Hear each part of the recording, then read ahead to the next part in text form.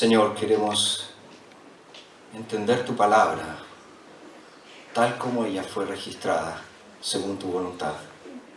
No queremos, Señor, entender otra cosa. No queremos poner nuestros pensamientos en ella, sino que dejar que tú nos hables por medio de ella. Señor, suplicamos que tu Santo Espíritu haga esta obra maravillosa de iluminación, para que las verdades del Evangelio sean tan claramente percibidas y entendidas por nosotros, que nos impacten, que nos transformen, que nos llenen de un santo deseo de hacer tu voluntad. Gracias, Señor, porque confiamos en que eres tú quien obra en nosotros y podemos depender completamente de ti. Gracias, Señor, porque tenemos la promesa de que el Espíritu va a alumbrar nuestro entendimiento. Y gracias también, Señor, porque tenemos el faro más seguro, que es tu palabra, que ilumina el lugar oscuro. Oramos en el nombre de Jesús. Amén.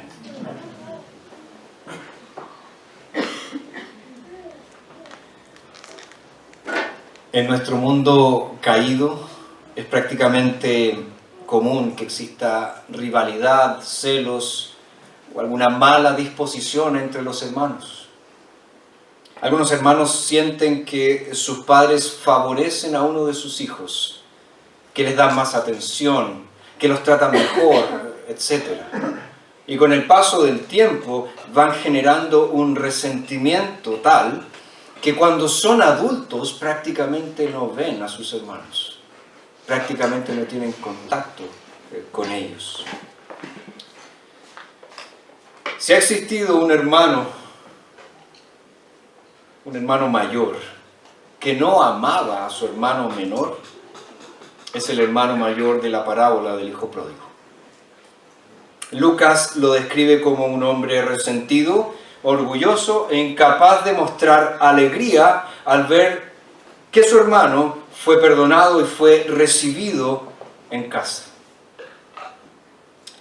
No hay duda alguna que en esta parábola el hermano mayor representa a los escribas y fariseos.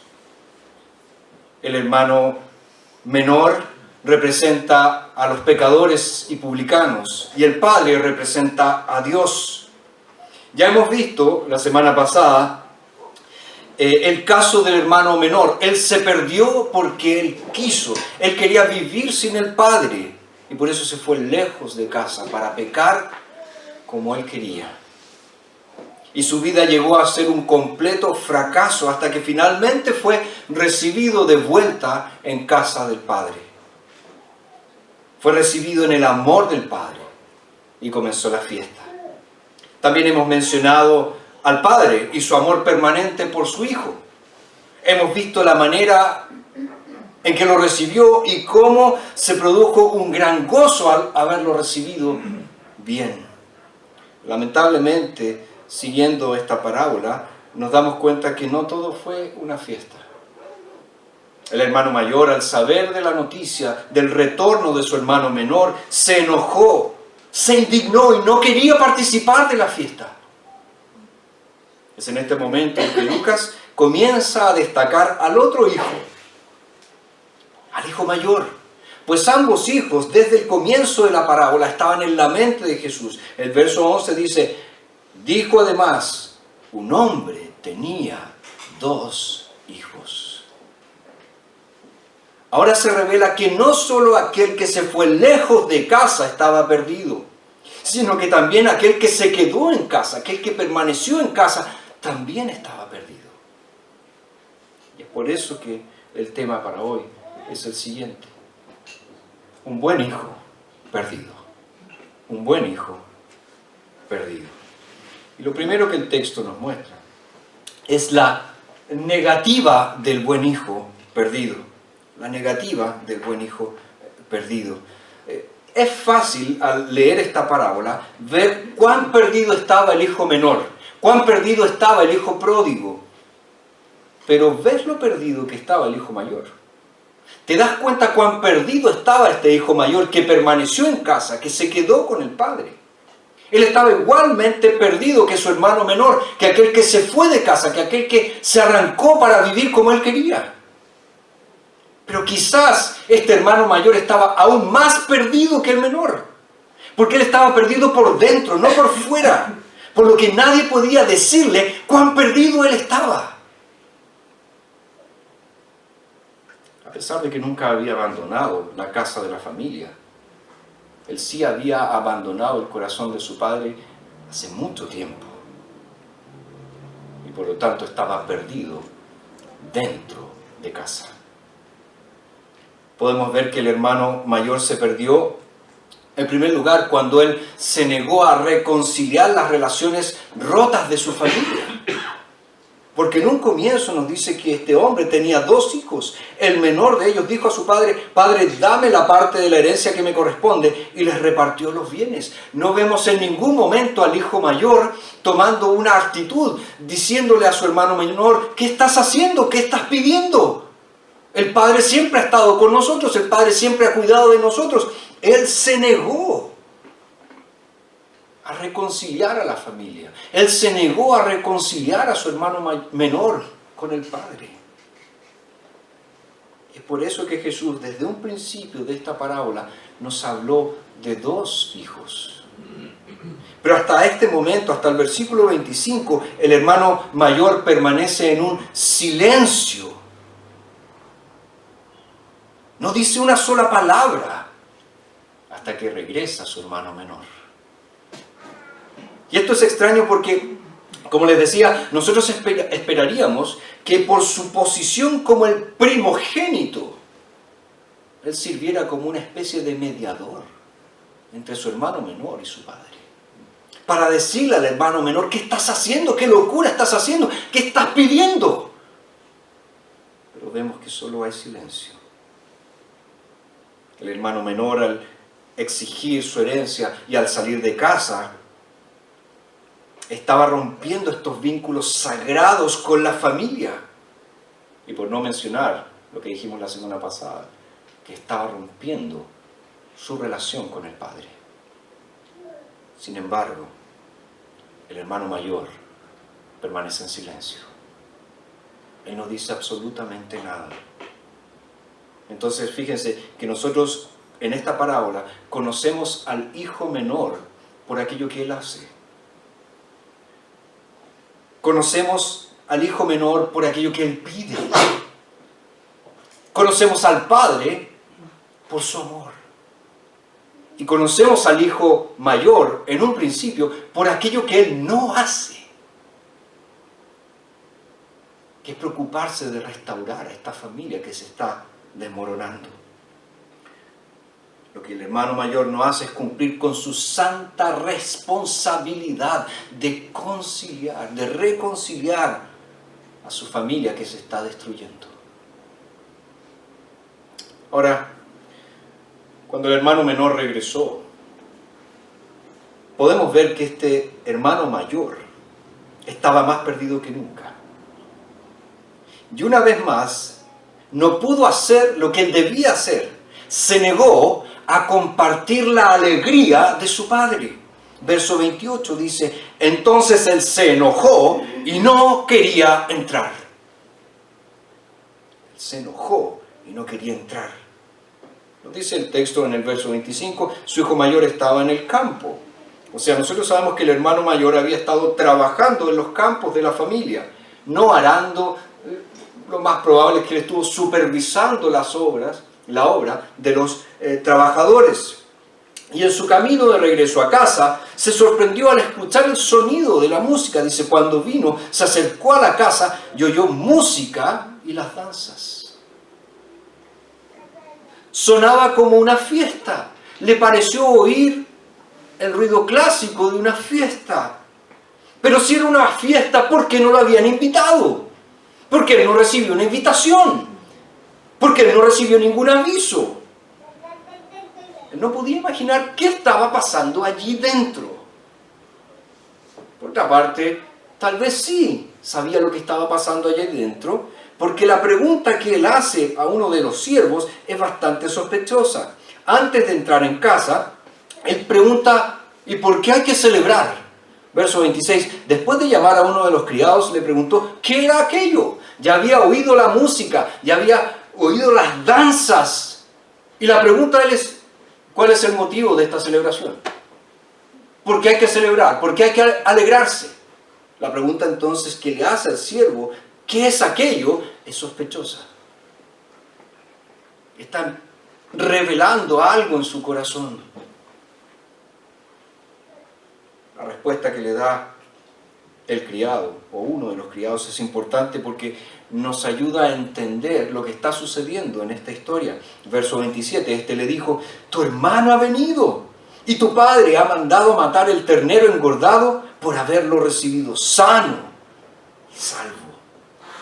Fíjense que estas palabras le recordaron al hijo mayor su lugar dentro de esta familia.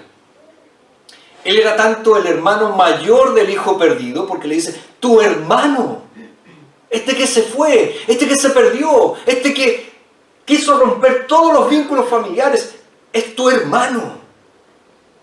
También le recordó que él era hijo de un padre amoroso. Tu padre ha mandado a matar el ternero engordado. Le dice, tu hermano, tu padre, recordándole que él forma parte de una familia que se había desmoronado, de una familia que se había destruido y que él no había hecho nada para evitar eso. Pero fíjense que estas palabras también identificaron correctamente la razón, el motivo, la causa de esta alegría, porque había fiesta. No era simplemente porque este hijo perdido, este hijo pródigo había regresado a casa, sino también porque su padre, en amor, lo había recibido nuevamente como un hijo. Y aquí el concepto recibir, el término recibir, implica reconciliación. El padre lo había recibido y se había efectuado una reconciliación entre ellos. La fiesta entonces, ¿qué celebraba? La misericordia del Padre, que celebraba el amor del Padre, no simplemente el regreso inesperado del Hijo. La fiesta estaba para dar gloria a este Padre amoroso que perdonó a este Hijo que se había ido al mundo a vivir como Él quería. Ahora se esperaba, obviamente, que el hermano mayor se uniera a la fiesta. Es obvio por todo el contexto de la parábola. Cuando vemos la parábola de la oveja perdida, cuando vemos la parábola de la moneda perdida, una vez que es hallada la oveja, una vez que es hallada la moneda, ¿qué se produce? ¡Fiesta! Y el pastor, ¿qué hace? Llama a todos sus vecinos, vengan a celebrar porque encontré a mi oveja. ¿Qué hace la mujer en casa? Llama a sus vecinas, alégrense, gócense conmigo porque encontré mi moneda. O sea, todo el contexto nos dice que este hijo mayor debía alegrarse porque era un momento de fiesta. Porque nos dice la Escritura, entonces, verso 28, él se enojó y no quería entrar. El hermano este hermano mayor estaba más que molesto. Él estaba indignado. El término bíblico utilizado acá apunta a una furia explosiva. Él explotó en furor, él explotó en rabia, él explotó en enojo. ¿Y por qué se enfureció tanto? Se enfureció por el perdón que su padre ofreció libremente a su hermano menor. Quería que su hermano menor pagara por cada uno de sus pecados. Él quería que su hermano menor pagara por haber pedido la herencia. Él quería que su hermano menor pagara por haberse ido a un país lejano y haber gastado todo lo que era del padre. Así que se negó a compartir la alegría del Padre en la salvación de su hermano menor. Ahora fíjense que fue muy bueno que el Padre viera al hijo menor antes que el hermano mayor lo viera. Porque si hubiera sido el hermano mayor que él lo hubiera visto primero, probablemente le hubiera dicho, ándate de acá, busca un trabajo y después vuelves. Vete de acá, paga todo lo que debes y después vuelves.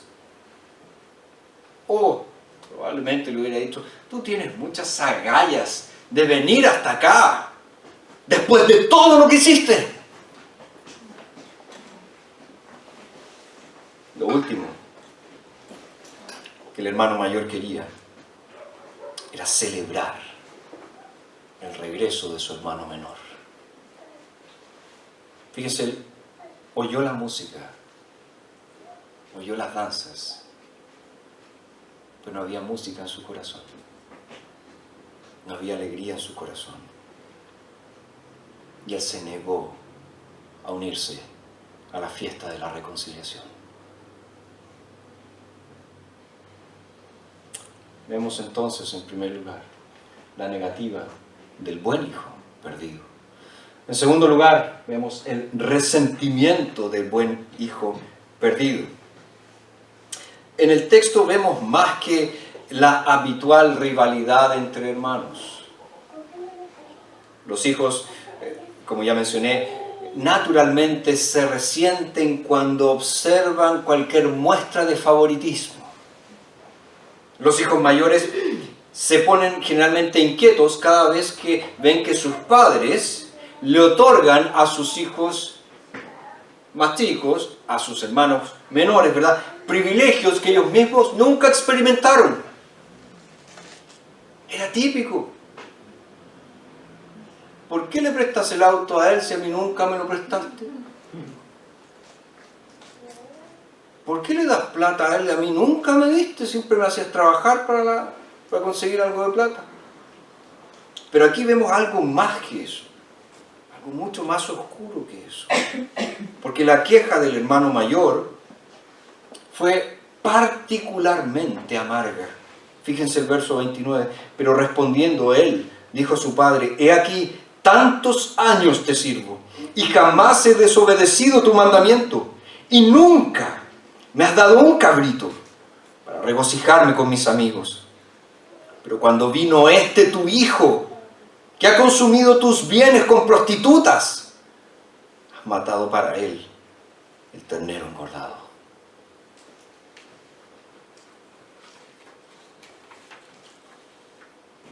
Estas palabras llenas de amargura reflejan ¿qué cosa? Años de secreto resentimiento. Años de amargura oculta. Y una vez más podemos ver cuán perdido estaba este hermano mayor. Estaba perdido porque le molestaba la gracia que su padre le había otorgado a este indigno pecador, su hermano menor. Lo que hizo que esto fuera especialmente molesto para él se debió a que cuando el padre hizo una fiesta en honor de este hermano menor, estaba gastando el dinero ¿de quién? Del hermano mayor, porque el padre ya había repartido los bienes y el menor se había gastado todo y lo único que quedaba era la parte del mayor. Entonces el mayor quería su parte y no quería gastarla en el hermano menor por ningún motivo. El banquete se realizó a cuenta del hijo mayor. Y eso era lo que él no podía soportar. Porque fíjense que el lema de este hombre era el lema de muchos. Si no hay compensación, no hay reconciliación. Si a mí no me pagan lo que me deben, no hay reconciliación.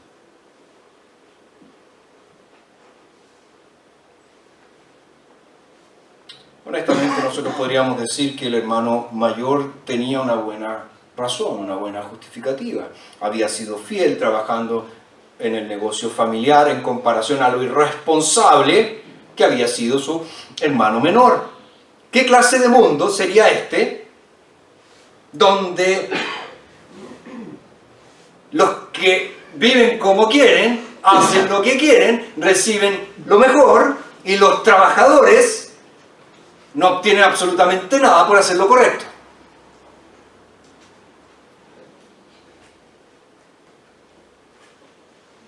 Pero fíjense que el registro del servicio del hermano mayor demostró la gran estima que él tenía. ¿De qué cosa? De su propia obediencia. En su humilde opinión, el hermano mayor pensó que todo, absolutamente todo, lo había hecho bien. Ciertamente nunca había desobedecido a su padre, ni había hecho nada, según él, que requiriera arrepentimiento. Si alguien necesitaba ser perdonado, ciertamente no era él. Todo lo que él quería era el reconocimiento, donde se debía reconocimiento, y castigo, donde debía haber castigo. La actitud de este hermano mayor recuerda uno de los famosos dichos de Mark Twain. Y él dice una vez: era un buen hombre en el peor sentido de la palabra. Un buen hombre en el peor sentido de la palabra.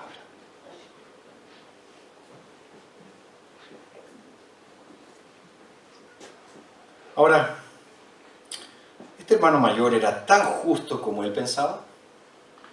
Este hermano mayor era tan bueno como él creía. Fíjense en el verso 30, dice: pero cuando vino tu hijo que ha consumido tus bienes con prostitutas. Él acusó a su hermano menor de derrochar el dinero en prostitutas.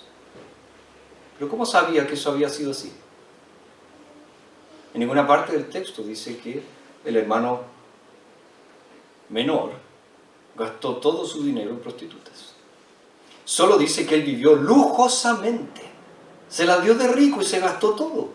Pero este hermano mayor está acusándolo de haber gastado todo el dinero que recibió del padre en prostitutas. Fíjense que esta imprudente acusación nos dice mucho más acerca del corazón del hermano mayor de lo que nosotros pensamos. ¿Por qué habló de prostitutas? ¿Por qué mencionó a las prostitutas? Probablemente porque es la forma como él habría gastado el dinero.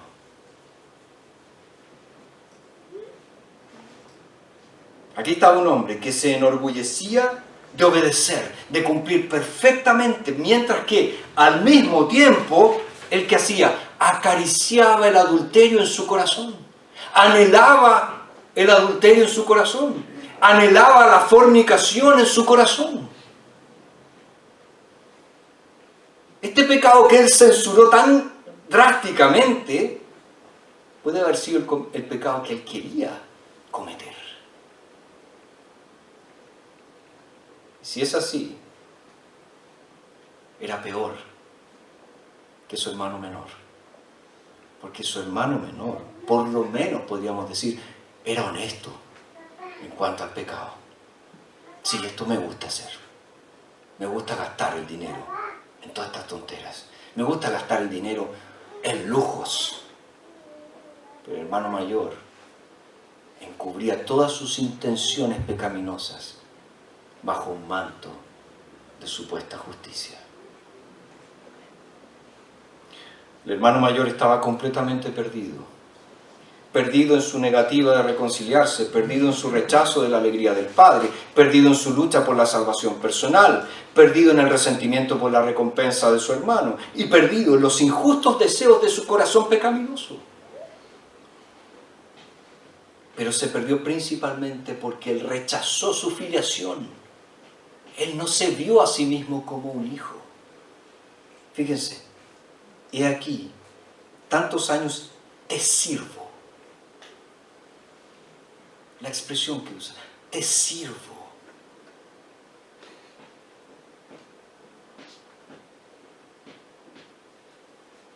Él no se ve a sí mismo como un hijo. Él se ve a sí mismo como un esclavo del Padre. Pero fíjese también que esto se desprende del hecho de que él se negó a unirse a la fiesta. Por ser el hijo primogénito, su presencia era exigida en cualquier ocasión festiva.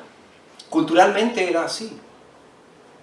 De hecho, la costumbre era que él honraba a los invitados de su padre funcionando como una especie de maître, de maestresala, de jefe de los garzones. Pero él se negó a hacer eso, negándose con eso a su filiación. Yo no soy hijo, yo no tengo nada que ver.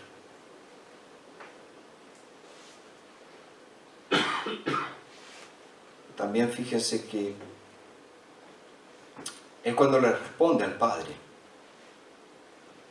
lo trata de una manera bastante ruda. Le dice, he aquí. Es como decirle, oye, en una cultura que no es como la nuestra, donde nosotros nos echamos al bolsillo los papás. Allá no era así. Al papá no se le trataba de tú. Era el amo, el Señor. Y le dice, he aquí. Ese es un desafío directo hasta el punto de la insolencia.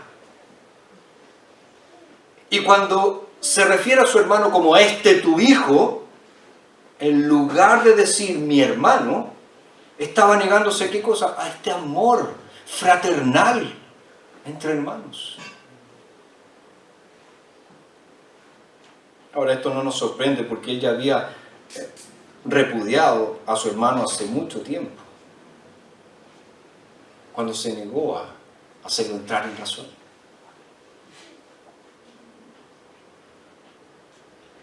Pero fíjense, él pensaba ser el hijo modelo.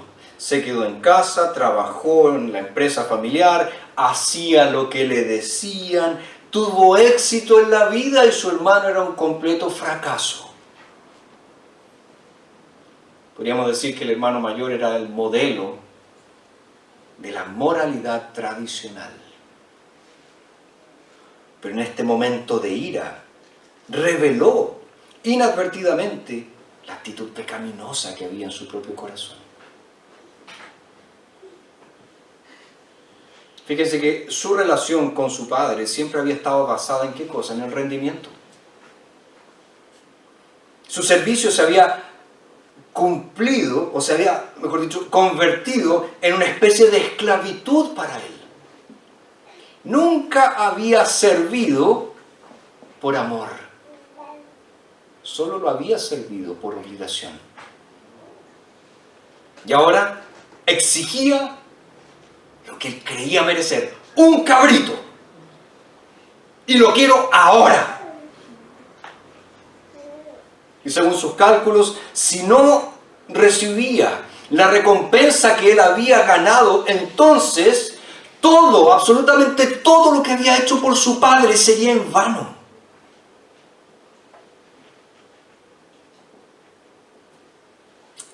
Pero tengamos en cuenta también que incluso si él recibía el cabrito que tanto deseaba, él no lo quería compartir con su padre, ni con su hermano. Él lo quería compartir con sus amigos.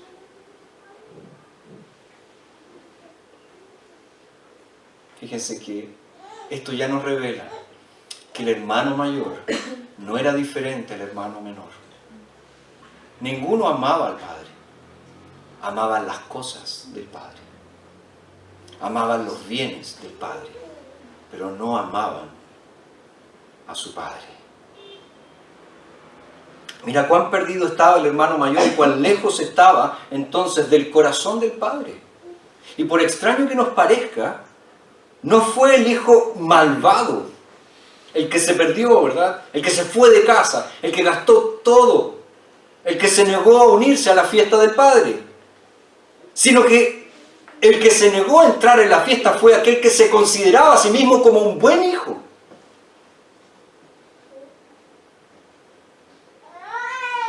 Que él había guardado las letras de la ley para su propia satisfacción. Él estaba muy lejos del amor del Padre. No son sus pecados los que le impiden participar en la fiesta del Padre. Es su autojusticia. Es su justicia personal. Y él se pierde no por falta de un buen comportamiento, sino debido a ese buen comportamiento. Por eso se pierde. No entendió que su padre lo amaba porque lo amaba. No por algo que él hacía, no por algo que él pudiera haber hecho. El hermano mayor del hijo pródigo es una de las personas espiritualmente menos atractivas en toda la Biblia. Tacaño, resentido, orgulloso, amargado, impenitente, implacable, y no está dispuesto a mostrar gracia a los pecadores. Lo único que sabía hacer este hombre era celebrar sus propios logros. Mira que me fue bien a mí, mira lo que he hecho, mira acá. ¿Cuántos son así en la iglesia? Celebran sus propios logros.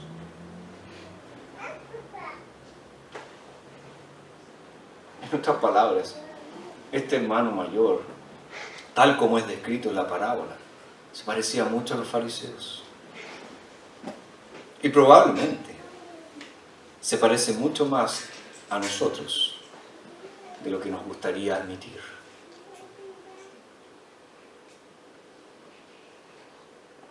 Fíjense que los fariseos,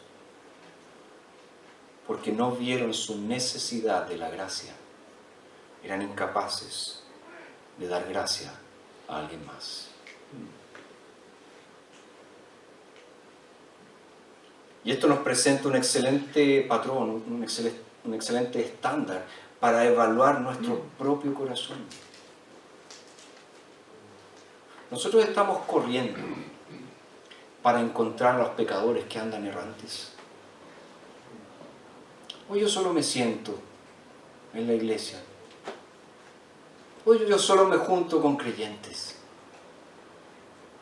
Solo hablo con ellos. Cuando encontramos a estos pecadores errantes, ¿qué nos atrae?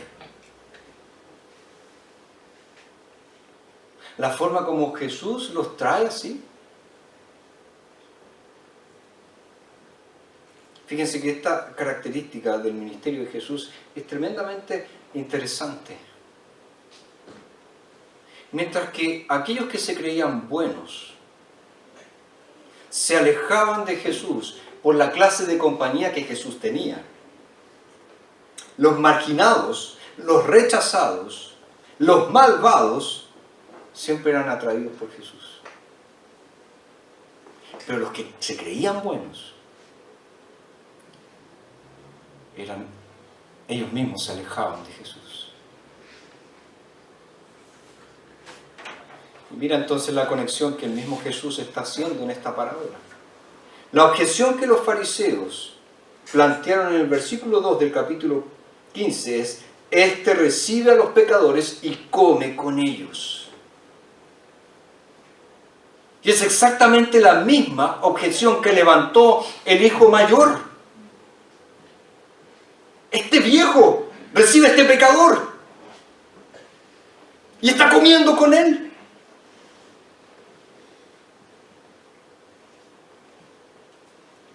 Los fariseos se parecían tanto al hermano mayor. ¿Por qué? Porque habían cometido el mismo error espiritual. Y al contar esta parábola, Jesús estaba haciendo algo más que decirles a los fariseos que estaban teniendo una mala actitud, que estaban pecando. Jesús estaba analizando el por qué los fariseos hacían eso. Ellos no tenían amor por los perdidos. Ellos no tenían placer en la adoración a Dios.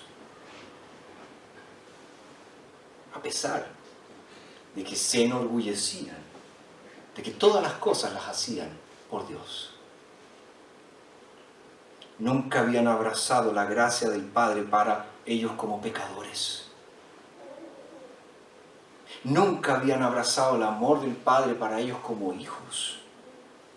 Porque ellos pensaron que al ser justificados por sus propios méritos, su obediencia les daría acceso a Dios. Por lo tanto, ellos afirmaban que nunca habían quebrantado la ley y se jactaban de sus largos y duros años de servicio a Dios como esclavos.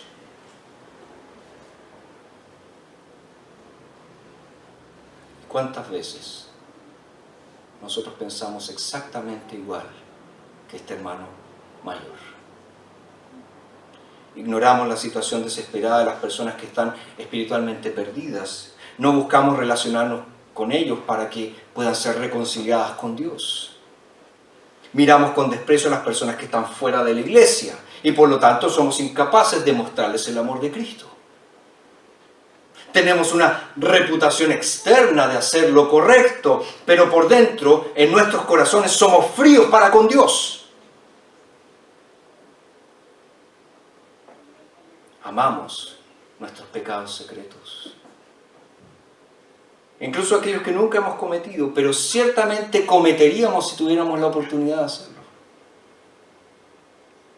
Queremos un mayor reconocimiento por lo que estamos haciendo y nos resentimos cuando no llegan aquellos elogios que creemos merecer.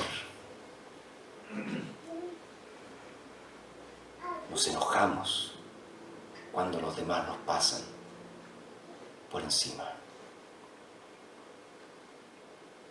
Incluso si creemos que somos salvos por la gracia, nuestro fariseo interno nos arrastra de nuevo a hacer una evaluación de la vida cristiana basada en ¿qué? Basada en el desempeño. Donde nuestra posición ante Dios sube o baja en relación al cumplimiento de nuestros deberes religiosos. Estoy bien con Dios porque durante un mes fui todos los domingos a la iglesia. Estoy bien con Dios porque esta semana oré. Estoy muy mal con Dios porque hace 5 días, 7 días no abro la Biblia.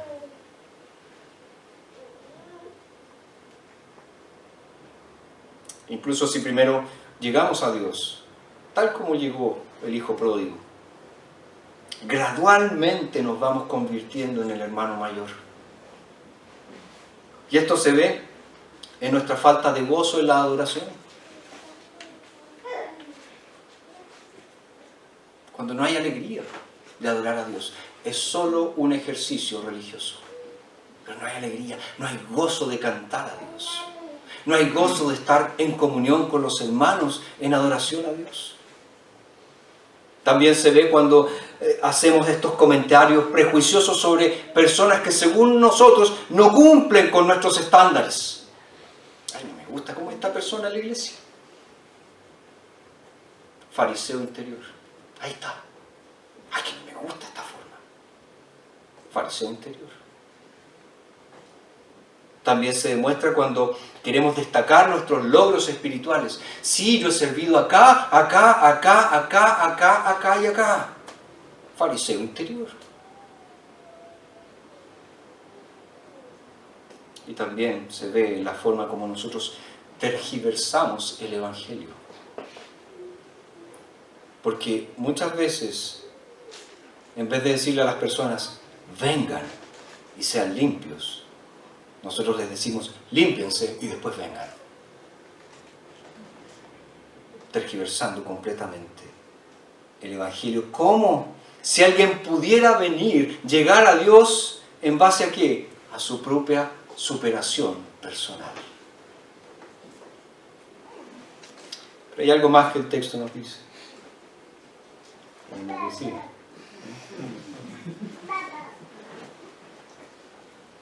Es el amor del Padre por el buen hijo perdido. Ya está súper claro que había 2 hijos perdidos en esta familia y que el Padre amaba a ambos. No solo a aquel que se fue a una región lejana, sino también a aquel que se quedó en casa. Ambos eran amados por el Padre.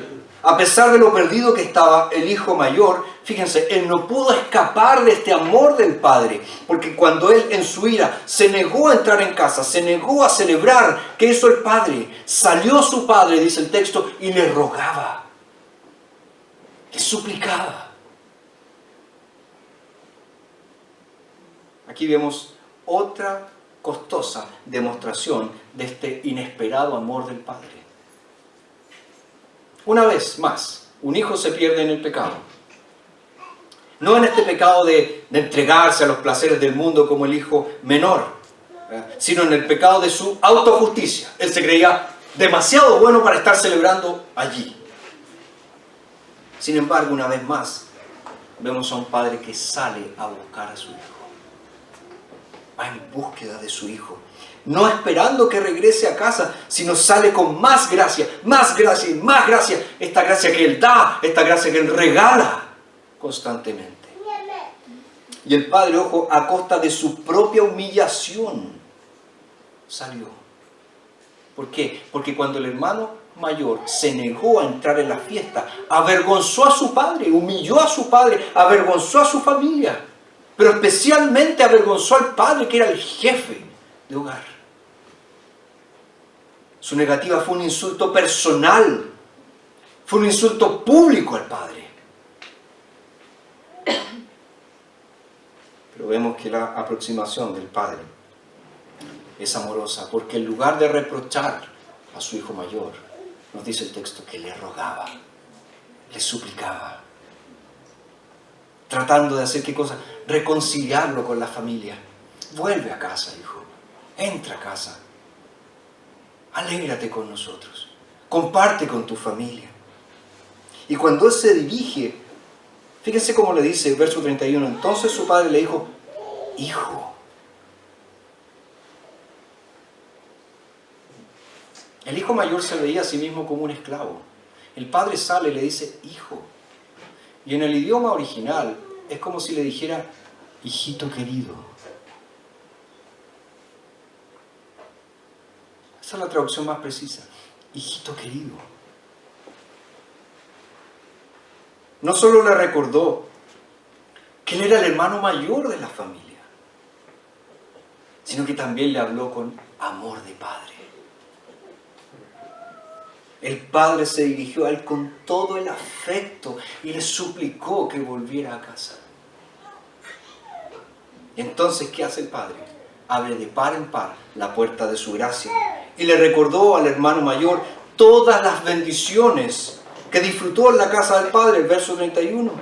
Hijo, tú siempre estás conmigo y todas mis cosas son tuyas. Todo lo que tengo es tuyo. ¿Qué más podía querer un hijo? Todo lo que le pertenecía a su padre, le pertenecía a él. Lo tenía todo, la mejor túnica, el anillo de la herencia, los zapatos de la filiación, incluso el ternero engordado era suyo para que lo disfrutara. Solo tenía que hacer ¿qué cosa? Entrar en casa y comer, disfrutar, alegrarse. Pero más que eso, tuvo el amor del Padre. Siempre estuvo con su Padre. Entonces, en lugar de pensar cuánto le estaba costando toda esta fiesta, el hermano mayor debería haber pensado cuánto tenía. La relación padre-hijo que disfrutaba toda su vida. Y ahora su padre lo estaba llamando para compartir más plenamente su alegría paternal al regocijarse ¿con qué? Con el regreso de su hermano.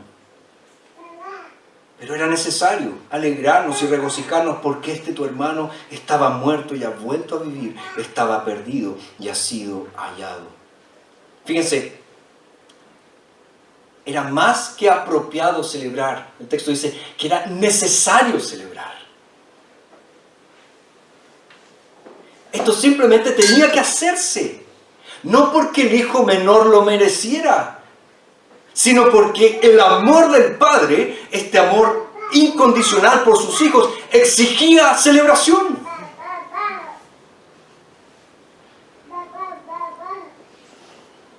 amor exigía que sus dos hijos compartieran su alegría.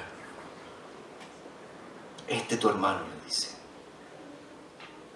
haciendo que el hermano mayor regresara a la familia. En esta alegre invitación vemos, y esto es tremendo en el texto, en esta alegre invitación nosotros vemos cuánto amor tenía Jesús por los fariseos. Porque ellos también estaban siendo invitados a compartir el gozo de la salvación. Si tan solo abrazaran el corazón del Padre por los pecadores perdidos y vinieran a Jesús en arrepentimiento y fe. Entonces fíjense, cuán maravilloso es el Evangelio. Porque no solo son los hijos pródigos los que se van al mundo, los que viven como quieren, los que son amados por Jesús, sino también aquellos que se creen buenos. Los fariseos también son amados por Jesús. Ahora, la parábola termina y nosotros nunca sabremos cómo respondió el hermano mayor a la súplica, al ruego de su padre. ¿Entró en casa? ¿Se unió a la celebración? ¿O se quedó afuera, insistiendo en su justicia superior? Y Jesús deliberadamente dejó esta parte de la historia sin contar. La parábola no tiene un final. Recordemos, Jesús está contando todas estas parábolas en un contexto donde los fariseos y escribas le estaban oyendo. Y dejó sin final esta parábola para darles una oportunidad a los escribas y fariseos para escribir el final. La verdadera pregunta no era ¿qué haría el hermano mayor? La verdadera pregunta era ¿qué van a hacer ustedes? ¿Seguirán pensando que son mucho mejores que los demás? ¿Seguirán criticando a Jesús por recibir a personas que ustedes creen que no cumplen con los estándares?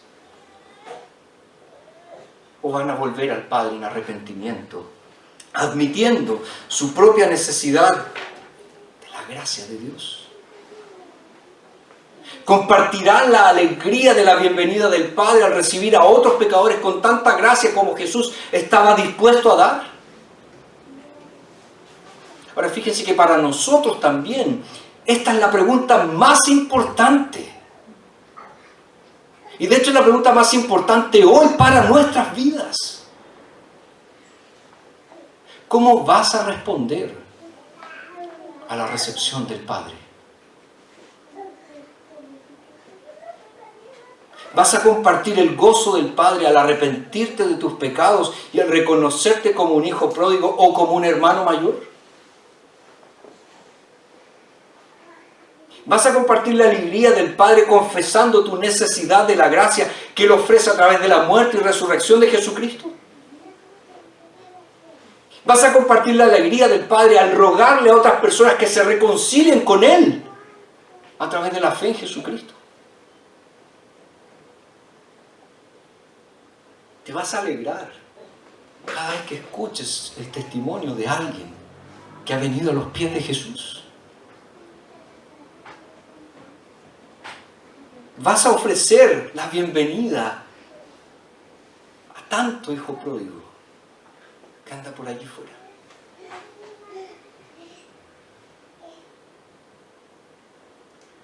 La Escritura nos dice que en virtud de su humanidad, en virtud de su amor, Jesús no se avergüenza de llamarse a sí mismo nuestro hermano mayor. Y fíjense que Jesús es el verdadero hermano mayor. Y como nuestro hermano mayor, ¿qué ha hecho Jesús? Ha ofrecido completa y perfecta obediencia al Padre.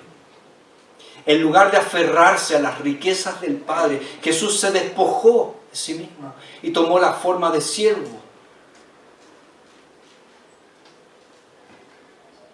Y a expensas de su propia vida, Él nos ha dado el vestido de la justicia, el anillo de su reino y la fiesta de su gracia. Y ahora Dios el Padre nos da la bienvenida y nos abraza en su amor paternal. Él nos está llamando de regreso de la lejana región del pecado. Nos está suplicando que dejemos de lado nuestra autojusticia y nos unamos a Él para la fiesta de la salvación. ¿Vas a entrar? ¿Vas a entrar? Y vas a disfrutar del banquete de la salvación. ¿O te vas a quedar afuera?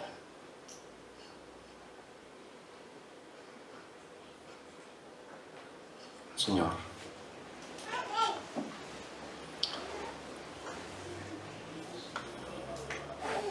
gracias, Padre,